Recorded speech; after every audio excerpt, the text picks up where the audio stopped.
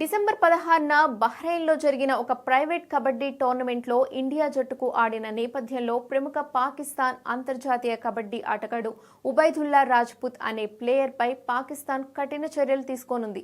ఇక వివరాల్లోకి వెళ్తే జీసీసీ కప్ సందర్భంగా రాజ్పుత్ భారత జెర్సీ ధరించి భారత జెండాను ఊపుతున్న వీడియోలు, ఫోటోలు సోషల్ మీడియాలో వైరల్ కావడంతో ఈ విషయం వెలుగులోకి వచ్చింది. ఈ దృశ్యాలు తీవ్ర ఆగ్రహానికి దారితీయగా పాకిస్తాన్ కబడ్డీ ఫెడరేషన్ ఈ అంశాన్ని గమనించింది. దీంతో రాజ్పుత్తో పాటు ఇందులో పాల్గొన్న ఇతర ఆటగాళ్లపై వివరణ ఇవ్వాలని, ఆపై చర్యలు తీసుకోవాలని పీకేఎఫ్ కార్యదర్శి రాణా సవ్వర్ ఆదేశించారు.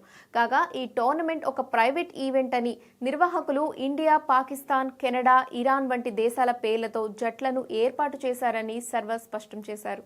అయితే ఆటగాళ్లు తమ స్వదేశానికి సంబంధించిన జట్టుకే ప్రాతినిధ్యం వహించాలని ఆయన అన్నారు. ఇక భారత ఆటగాళ్లు ఇండియా అనే ప్రైవేట్ జట్టుకు ఆడారు.